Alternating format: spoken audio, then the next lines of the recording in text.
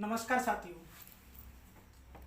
सबसे पहले हम बात करें कि आपसे नमस्कार लेने का मन तो नहीं है, क्योंकि आपको अच्छा ही नहीं लग रहा होगा। सबसे पहली बात करें हम कि आपके हमारे पढ़ाने का और आपके पढ़ने का अब फायदा नहीं रहा। अब मन नहीं करता, लगता है अब तो जैसे पढ़ने और पढ़ाने से विश्वास ही उठ गया हो। हर उत्तर प्रदेश में हो रहे हर एग्जाम, हर तीसरा एग्जाम लीक हो रहा है। मैं तीसरे की क्या कहूँ, मैं तो यही कहूँगा कि हर एग्जाम ही लीक हो रहा है।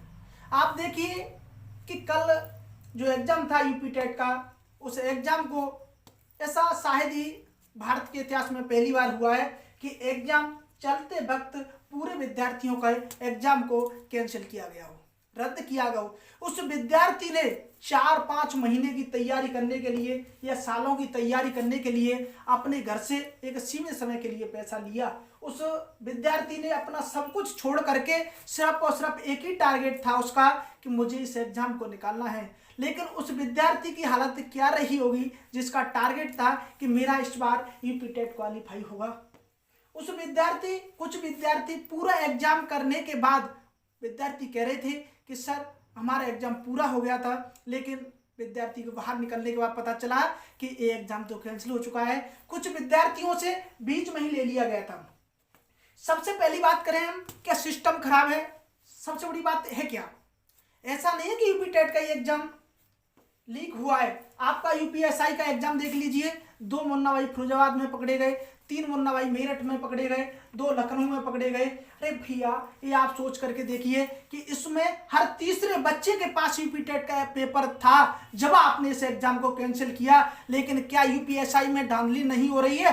हो रही है, लेकिन उसमें सिर्फ और सिर्फ कुछ ही लोग पकड़े जा रहे हैं, क्योंकि उसमें वसूली बहुत ज्यादा हो रही है, इसलिए आप वहां पर नहीं पकड़ पा रहे हो। सबसे पहले बात करें कि हमारी सरकार कर क्या रही है। जब हम किसी की गलत नीतियों का विरोध कर रहे हैं तो इसका मतलब ये नहीं, हम अपने अधिकारों की मांग कर रहे हैं तो इसका मतलब ये नहीं कि हम उस सरकार के विरोध में हैं। हम उस सरकार से चाहते हैं कि सिस्टम बदलना चाहिए और आपके तरीके बदलने चाहिए। जो स्टूडेंटों के साथ गलत हो रहा है हम उसे कतई बर्दाश्त नहीं करेंगे, क्योंकि हमारे पढ़ने का और आज तक पढ़ाने का कोई मतलब नहीं रह जाता है। जिसके लिए हमने सालों से मेहनत की, यदि वो मेहनत कुछ धांधलेबाज और कुछ यूपी सिस्टम का जो सरकारी कर्मचारी हैं वो हमारी मेहनत पर पानी फेर दें, तो हमारी मेहनत पर पानी फेरने का अधिकार और हमारे जीवन को तबाह करने का अधिकार किसी के पास नहीं है। इस बात को आपको ध्यान रखना होगा। सबसे पहली बात करते हैं कि सिस्टम क्या है। मैंने सिस्टम की बात करें तो यहां पर एक हमारे पास एक स्क्रीनशॉट मिलता है जो कहता है कि यहां समझिए पेपर कैसे लीक हुआ। ये दैनिक भास्कर का स्क्रीनशॉट है। ये कहता है भाई कि 6:30 बजे शाम को मथुरा में पर्चे की फोटो खींची गई। आप एक बात समझना कि इसमें कह रहा है कि 6:30 बजे शाम को मथुरा में पर्चे की फोटो खींची गई। अरे, और दूसरा जो स्टेटमेंट है एसटीएफ का, वो एसटीएफ कहती है कि रात्रि के 12:30 बजे मथुरा के एक कर्मचारी के पास, शामली के कर्मचारी के पास पेपर में फोटो आया और उससे पहले की कोई जानकारी नहीं मिलती। अरे भैया, उसके पास तो सिर्फ पेपर आया था या उसने 5 लाख रुपए में पेपर खरीदा, लेकिन ये सोचिए आप, पेपर दिया किसने? आपके सिस्टम ने, आपकी संस्था ने, आपकी कंडक्ट कराने वाली टीम ने। भाई, मैं सबसे बड़ी बात यह है कि यदि वो टीम वहां से पेपर आउट हुआ कैसे? सबसे पहली बात ये है, ये नहीं कि पेपर किसके पास पकड़ा गया। जब आप कह रहे हो 6:30 बजे पेपर की फोटो खींची गए और आप ये नहीं बता पा रहे को 6:30 बजे पेपर का फोटो खींचा किसने? नहीं, आपने मछलियों को पकड़ना शुरू कर दिया। भाई, मगरमच्छ कहाँ है उसका तो पता लगाओ, लेकिन मगरमच्छ शायद ही पकड़ा जाएगा, क्योंकि वह करोड़पति होंगे, वो अरबपति व्यक्ति होगा। मछलियों के पास वही 2-4 लाख रुपए होंगे, इसलिए मछलियां पकड़ ली जाती हैं सुबह और मगरमच्छ रह जाता है। और उसी मगरमच्छ के कारण हर तीसरा पेपर यूपी में आउट हो रहा है। भाई, कब तक विश्वास करें?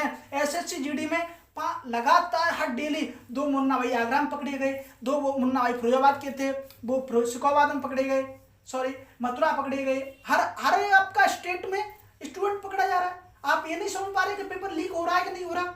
अरे सॉल्वर गैंग, आप हर तरीके से कोशिश करने के बाद आपका स्कूल संचालक, लैब टेक्नीशियन, आपके स्कूल संचालक क्या आप उन पर कड़ी कार्रवाई नहीं कर सकते? अरे आप एक बार कड़ी कार्रवाई सबके सामने ला करके इन शिक्षा माफिया को आप एक बार कड़ी से कड़ी सजा दे करके देखिए, सबके सामने, सभी स्टूडेंट के सामने। मैं विश्वास दिलाता हूं कि यदि आप ये 2-4 को भी आजीवन कारावास की सजा सुना देते हो ना, तो यकीन मानिए कि लाखों करोड़ों बच्चों के भविष्य से खिलवाड़ 1-2 की सजा से मिट जाएगा। 1-2 माफिया जिन मगरमच्छों को आप पकड़ नहीं पाते हो, आपको ये नहीं पता चल रहा कि रात शाम 6-6:30 बजे किसने फोटो खींचा? अरे आपको पता है इतनी हाई सिक्योरिटी के बाद 6:30 बजे पेपर का फोटो खींच लिया जाता है, लेकिन एक व्यक्ति के बाद 12:30 बजे रात्रि में फोटो मिलता है। आप इसका आपके पास कोई उत्तर नहीं है। क्यों? क्योंकि वो मगरमच्छ को पकड़ने के लिए आपके पास ताकत होनी चाहिए, आपके पास हौसला होना चाहिए।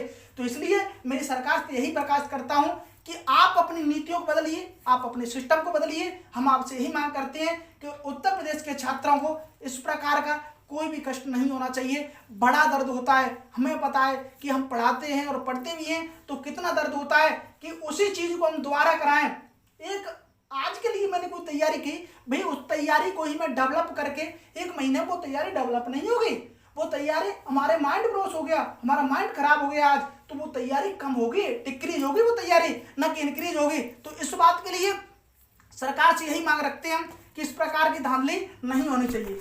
सबसे पहले हम बात करें कि भाई इस प्रकार का हमारे पास स्क्रीनशॉट आया। अब वाराणसी में दरोगा भर्ती परीक्षा में सॉल्वर पकड़ा। दरोगा भर्ती में मास्टरमाइंड कंप्यूटर हैकर हल किया प्रश्न फर्स्ट। एसटीएफ ने अलीगढ़ से 3 आरोपितों को पकड़ा, दीवार से तार निकालकर मास्टरमाइंड कंप्यूटर में जोड़कर कर लिया हैक। भाई इस सिस्टम को या तो कॉलेज वाले मिलकर करवाते हैं, या टेक्नीशियन करवाते हैं, लैब टेक्नीशियन, या आपकी जो कंपनी एग्जाम कंडक्ट करा रही है वो मोटी रकम लेकर के करा रही है। इस बात की जिम्मेदारी लेता कौन है? यदि आपकी संस्था एसटीएफ इस बात की पता नहीं लगा पा रही कि भाई मगरमच्छ कौन है, तो इन मछलियों को पकड़ने से यकीन मानिए कुछ नहीं होगा। हम स्टूडेंटों को आंदोलन करना पड़ेगा, हम रोडों पर आ जाएंगे। आप जिस स्टूडेंट की बात करते हो कि आप स्टूडेंट, यही देश का भविष्य युवाओं के हाथ में है। अरे भैया कैसा देश का भविष्य युवाओं के हाथ में है? जो युवा आज सिर्फ और सिर्फ रोजी रोटी के लिए यानी अपने भविष्य के लिए एलिजिबल होते हुए भी शिक्षा माफियाओं के द्वारा बुरी तरीके से दुरुस्त कर दिया जाता है। क्या वह उन्हीं युवाओं के हाथ में देश का भविष्य होगा जिनका माइंड आपका काम करने लायक नहीं छोड़ा आपने, जिनका माइंड काम नहीं करता, सिर्फ एक ही चीज दिखाई देती, सुसाइड। इस चीज को आपको बचाना है, इसकी जिम्मेदारी सरकार को भी जाती है और इसकी जिम्मेदारी एक अच्छे नागरिक होने के कारण हर व्यक्ति को जाती है। तो सिस्टम बदलिए, मेरी सरकार से यही दरख्वास्त है कि आपको सिस्टम बदलना पड़ेगा, तभी कुछ होगा। अगली मैं आपको सब स्क्रीनशॉट प्रोवाइड कराऊंगा कि पुलिस भर्ती परीक्षा में धांधली का भंडाफोड़, 5 गिरफ्तार। हो क्या रहा है? सबसे बड़ी बात तो यह है, दरोगा भर्ती परीक्षा देकर लॉटरी युवती के चलती कार में सामूहिक दुष्कर्म फेंका। दरोगा भर्ती की ऑनलाइन परीक्षा में सॉल्वर समेत 3 गिरफ्तार। दरोगा भर्ती की ऑनलाइन परीक्षा में सॉल्वर समेत 4 गिरफ्तार। दरोगा भर्ती सॉल्वर गैंग के 3 सदस्य गिरफ्तार। भाई क्या करें? आपको पता है कि दरोगा भर्ती में लगभग 20 से 30 लोग पकड़ गए अब तक। आप कर क्या रहे हो? भाई मैं कैसे मान लूं कि भाई सिर्फ 29 लोगों ने धांधली की है? मैं कैसे मान लूं कि सिर्फ 29 लोगों ने नकल की है? अरे आपने 30 लोगों को पकड़ लिया, इसी आधार पर तो आप कह सकते हो उन लोगों को पकड़ लिया। अरे भैया 3,000 लोग होंगे कम से कम, उनमें से आपने 300 लोगों को पकड़ पाया है। इसलिए मेरी आपसे यही दरख्वास्त है कि भाई सरकार को कुछ ऐसा करना पड़ेगा जिससे हमारे स्टूडेंट और हमारे टीचर भी एक भी डिमोटिवेट ना हो। मेरी आपसे यही हाथ जोड़ के निवेदन है, सरकार तक यदि ये बात पहुंचती है, सभी स्टूडेंट इस बात को ज़्यादा से ज़्यादा शेयर करें कि भाई सरकार को अपना सिस्टम बदलना चाहिए, उस मगरमच्छ को पकड़ना होगा, तभी हमारे लिए कुछ होगा। हर तीसरा एग्जाम कैसे हो रहा है भाई आउट? इस बात की जिम्मेदारी लेगा कौन? कैसा भविष्य युवाओं के हाथ में? कैसा युवा समझ में ही नहीं आ रहा। यहाँ तो युवाओं के हाथ में भविष्य की बात कर रहे हो, उनका पेपर तक नहीं है, उनकी भविष्य की चिंता नहीं करता कोई, उनकी की गई मेहनत नहीं मिल पा रही है। आप तो इस बात को आपको समझना पड़ेगा। तो हमारे पढ़ने और पढ़ाने का कोई मतलब नहीं रह जाता पर होगा, और सरकार को अपनी जिम्मेदारी तय करनी होगी, सिस्टम को बदलना होगा और इस कंपनियों को बदलना होगा। हमारा पेपर तो शायद कैसे भी कराइए, चाहे हमें रोडों पर बैठा के पेपर को करा दीजिए, लेकिन हमारे पेपर में पारदर्शिता होनी चाहिए। हम अपनी मेहनत के साथ खिलवाड़ नहीं कर सकते। जय हिंद, जय भारत।